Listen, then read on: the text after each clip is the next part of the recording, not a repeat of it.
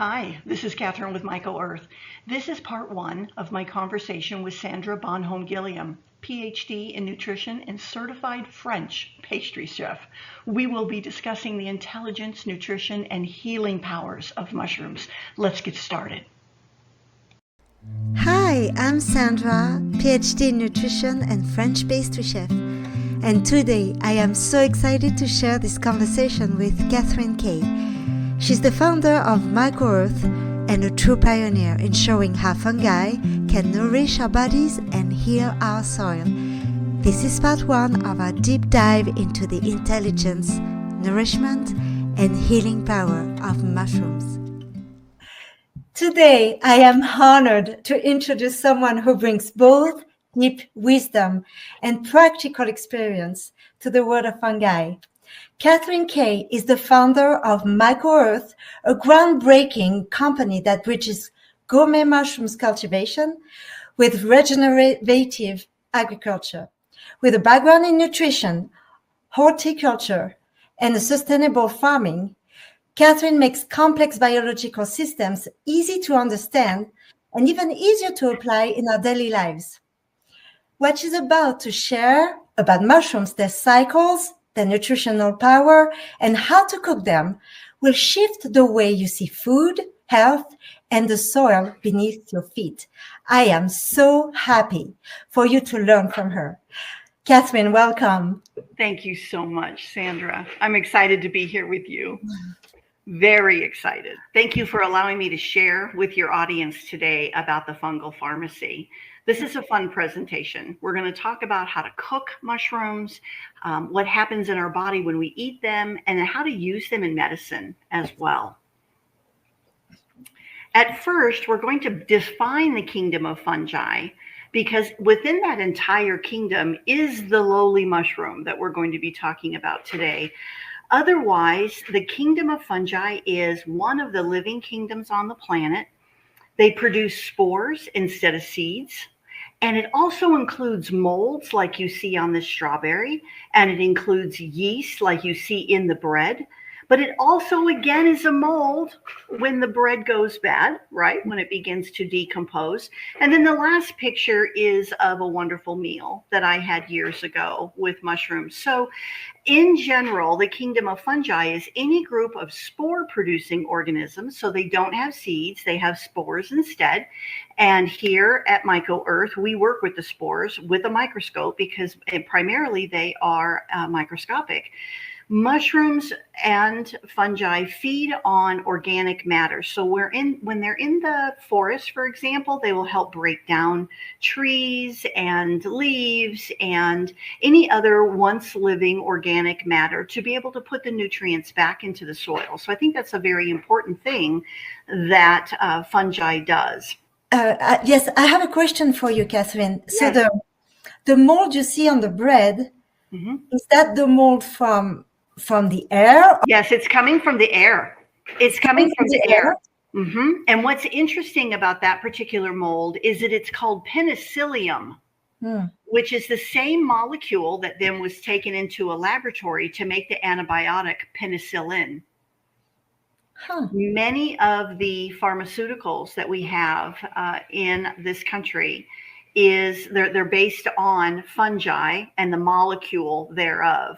And it's interesting that even when fungi is what you and I would call being bad, and it's kind of a rogue fungi, one that we wouldn't eat and we wouldn't cook with and so forth, we have found that it actually works to be able to work against cancer, for example. It will attack that cell. So even sometimes when we have a rogue fungi, it can be medicinally beneficial. But in this case, this is an airborne fungi in everybody's kitchen, it's just in the air. It's called penicillium, and its purpose is to decompose. So here it's decomposing, but again, the penicillium was used to make penicillin, which helps decompose a bacterial infection as an antibiotic. So I think that's very, it's interesting, isn't it? How it's all tied. together. Very much interesting. Very tied together. Okay, my friend, here we go. So there's lots of different colors and shapes and so forth of mushrooms. Not all mushrooms are edible. And as I say sometimes in the presentations I give, some are so poisonous that you eat only once, if you get my point there. There are some mushrooms, like the lion's mane mushroom that is on the top row, clear to the right. That is a delicious mushroom that is also considered a medicinal mushroom. It is very good for the nerve systems within the body. It works against neuropathy, and it also has been proven to arrest early stage Alzheimer's. So it is wonderful to eat. A mushroom, a lion's mane steak burger is amazing. Amazing. So there are some mushrooms that we can't cultivate, like the morel mushroom, which is the lowest. It's on the bottom shelf to the left there. Only a few farms in the world are able to cultivate that at this point. And it is a delicious mushroom as well. It goes for a lot of money per pound. The mushroom that's right next to that is growing out of a grasshopper, is called a cordyceps. And cordyceps is, it's the gold of athletes, is the way that I put it in my mind. Every gold Olympic medalist in the last, I don't know how many Olympics, way back, have had a steady diet and taken medicinally this cordyceps mushroom. It helps open up the bronchi in the lungs. And so it allows more power with the body because there's oxygen in the body. And it also gives an energy boost that has nothing to do with the oxygen. So it's like having coffee with no downside, no drop. And it's all natural. It's a wonderful, wonderful mushroom. The mushroom that's in the upper left-hand corner is a chef favorite. It's a king oyster mushroom. There's a lot of B vitamins in that mushroom, and it helps the body to convert calories into energy, and to convert food in general into energy. Now, a chef will take that mushroom and cut it in the short direction, as you see there, because with enough garlic and enough scallopy flavors with that, you couldn't tell the difference between a seafood scallop and a mushroom scallop. It's a wonderful, wonderful mushroom. Okay, let's talk about how they grow in nature. And then we'll get into the wonderfulness of what happens within the body. So as you can see, we've got the sunflower to the left-hand side and then the mushroom life cycle to the right. The reason why I compare these is because it's very different than a plant. In the case of the sunflower, everything under the soil is just that root structure, right? We just know where the soil line is there. But with a mushroom, if you look at the numbers, 1, and it goes around clockwise, 1 through 6 are all underground. And we only just see the mushroom coming up out of the ground or the tree or on the farm within the substrate that we cook them in. So in mushroom farming, everything's underground. And then we just have the mushroom, which would be equivalent to only the sunflower poking its head up out of the soil. So what would be equal to the stem and the leaves and so forth is all underground for a mushroom. That's fascinating. I would love to show you how a mushroom sporulates, because when you go around that life cycle, I'd like to go back to that. So from the life cycle there, the number 1, the spores, which are the seeds, would come right out of that cap, and it would go into the wind or onto the ground or in the water to be carried away. So then the mushroom can branch out and grow in other places as well. So number 2 is actually, it's a spore print, and you don't get a spore print in nature. What I'm trying to simulate that is if I would have cut the cap off of the mushroom and then stuck it on a piece of glass and then maybe a coffee cup or something over the top of it, and then waited 12 or 24 hours, I could take the lid off the coffee cup and then hold it up to the light. This is exactly what I would see. So it looks exactly like the gills up in that cap of the mushroom I just took off, but all of those are spores that have dropped. Now, some spores are not microscopic. You can actually see them with your naked eye, and that's what we're looking at here. So in nature, when a mushroom sporulates, the spores can do a couple things. The spores can find each other and mate. Even though there's no male or female, they do mate, and then they begin to grow that mycelial mat, the root structure kind of thing, because mushrooms don't have roots, but they have the structure that grows underground. That's called mycelium. So the spores will mate, or they'll just germinate. It depends on the kind of mushroom and the weather and all those kinds of things. But then on number 5 there, you can see that they begin to fuse together and to make the mycelial mat underground. And what is so interesting to me is if you walk into the forest and there's a fungi that's in the forest that's connecting the roots of all the trees and so forth, in a shoe, in an adult size shoe, there's about 300 miles of mycelium under one shoe. Incredible. It's amazing. Absolutely amazing. I saw that you had like a spore positive and a negative spore. Mm-hmm. And so it's not female or male. No. But they need to be positive and negative. And what is that? Do you know? The positive and negative is not even a charge like in an atom. Okay. All it depicts for this purpose is that they want to mate.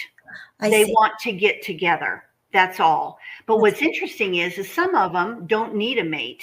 They just germinate. And it depends on the kind of mushroom or just the environment. Both. Some mushrooms, they only need a mate. Some mushrooms, they only germinate. But what's interesting is that there are some mushrooms that really pay attention to the amount of rainfall and the temperature and how much shade that they get from the sun with the trees and the canopy overhead and so forth. So because there are so many mushrooms, it's difficult to tell which ones are going to do that. So I'm real blessed when we know what we're doing in a farm with specific mushrooms, because we know what we need to help them do when we get into a Petri dish, or whether we put them directly into maybe oak sawdust or something. So it's science has narrowed it down for us, for those of us that farm mushrooms. They've narrowed it down so that we know how to help. It's too fun. So this slide, I wanted to just show you very quickly this particular mushroom and how it sporulates. So the cap of the mushroom has grown up and the stem has come up out of the soil and the cap has opened up, and now it wants to make the next generation, to spread the spores. So what you're looking for in this is a wisp of what looks like smoke coming out of this mushroom. Can you see in the image the smoke? Yes. Yes. Okay. So those are billions and billions and billions of spores that are being out into the wind. Released. Yes, they're just being released. And what's interesting is that they are being released at about 200 miles an hour. They don't just drop out. They go. And you think mushrooms are, just very stable? It's incredible training for doing this. They are so powerful. And you know what's interesting is I have watched a video of a mushroom coming up, breaking asphalt. It came up through an asphalt road. That's funny. That's funny you say that, because I'm from Paris, and I always noticed bumps in the asphalt. Yes. And it was years later that I heard, it's mushrooms that do that. You wonder how, right? It's like there's such delicate little things, but yet they can force through. And it is because of the water that's in them. They have power. And one of the ways they have that power I find so interesting. Do you know how when something grows, there's a cell division? So you start off with one cell and then there's two, and then they divide and there's four and so forth. That's what happens with that entire cycle, clear up until we start to see a baby mushroom with that little pinhead that's coming up. So what's interesting to me is that is all the growing that's going to do. The only way that it continues to get bigger and so forth is just to absorb water in each cell. So there's no more cell division. They just blow up full of water. And it's during that time that they have such power to break through asphalt. Isn't that interesting? It's more than interesting. It's yes. like, it's the first time, I hear something like this. So yes. And then mind-blowing. When you see a mushroom sporulate, it looks like it's just wisping out. It's 200 miles an hour. It just goes. One day I was harvesting mushrooms in my grow, and I put a big bunch, just maybe 5 or 6 pounds, it was a lot, on the kitchen counter. And then I needed to answer the phone. And when I got back, the spores, the whole group had sporulated in my kitchen there. And it was, my counter was about 10 feet long. And the spores just made a mark that looked like baby powder from one end clear down to the 10-foot mark. I was still wiping up spores. That's how powerful they came out. They didn't just drop 10 feet in my kitchen, clear across. Amazing. In such a short time also. It's absolutely amazing. Okay. They're only one, as we touched on a moment ago, of the kingdoms of life on Earth. So there's the plant kingdom, there's the fungi kingdom, there's the animal kingdom, which represented by the fish here that we're part of, right? And then the other kingdoms, look at that. Bacteria, 78%. Okay? They're in, and the protists, they're in the air, they're in our bodies, they're in the soil, they're in and on everything, absolutely everything. This is why then, when we go to cultivate mushrooms in the laboratory, it needs to be a laboratory with a very powerful flow hood that has positive pressure and a HEPA filter. And then we show a UV light when we're not in there. There's a big light bulb. There's a UV light that can kill all the germs and the contaminants to our mushroom farm in that area before we ever start. Because when we want to grow something to begin with in our Petri dish, for example, we don't want penicillium in there, right? And part of the reason why is because some bacteria, for example, or other kinds of molds, they go from their spore, their whole life cycle, and back around where the adult mature can sporulate again, are in 20 minutes. Oh my. So they can take over our lab. They can take over our Petri dish. So we have to make sure that things are sterilized in there. So we shower, fresh clothes, cover ourselves from head to toe. We look like surgeons when we go in there. And then that way, those of us that are cultivating mushrooms on a farm know that we just have that particular mushroom growing in there. And then we have several different ways to make sure that it's pure before we ever begin to grow that mushroom out. So it's quite a process. So I wanted to mention here too, that every kingdom has what you and I would call a positive or a negative. For example, if we were talking about the plants, poison ivy is not my favorite, right? So I would say that would be a negative, right? But on the other hand, you eat a plant-based diet solely, and it keeps you alive and it keeps you healthy. Your skin is gorgeous. It's perfection, correct? It's just perfection. So, and then with the animals, let's just touch with fungi. there are negatives there as well. For those people, last summer, unfortunately, in the United States, more than 45 people died eating the wrong mushroom when they were foraging. But here's the kicker, and here's my warning to your audience. Please do not use an AI-generated mushroom identification app on your phone when you're That's what killed them. That's what killed them. Oh my There goodness. are too many lookalikes that if you don't have the old-time book in front of you, where you're able to see what they should smell like, because sometimes it's just the scent that will tell you. This one smells acidic. This one smells like lavender, for example. They look exactly the same. But if you intake the wrong one, it could be costing you your life. Yes. So you need to be very careful with that. Okay. Thank you for the warning, because You bet. And then let's talk about bacteria. The bacteria in the gut, if we're talking about positives and negatives, what could that be? That could be a benefit. What am I trying to think of? It could be probiotic.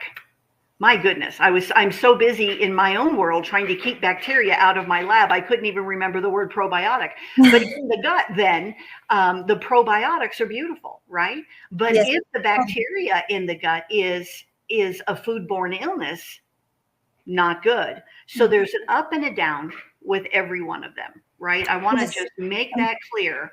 And actually, it's a question of balance. The microbiome in the gut, yes. So what you're saying then is that there's bad bacteria in there, but as long as there's the balance with the good, a person can be healthy. Yes, basically. That's beautiful. Thank you so much for watching this conversation with Catherine. If you'd like to get in touch with her and learn more about what she's doing with MycoEarth, all her links and contact info are in the description below. If you enjoyed that video, be sure to subscribe. See you next time. À bientôt.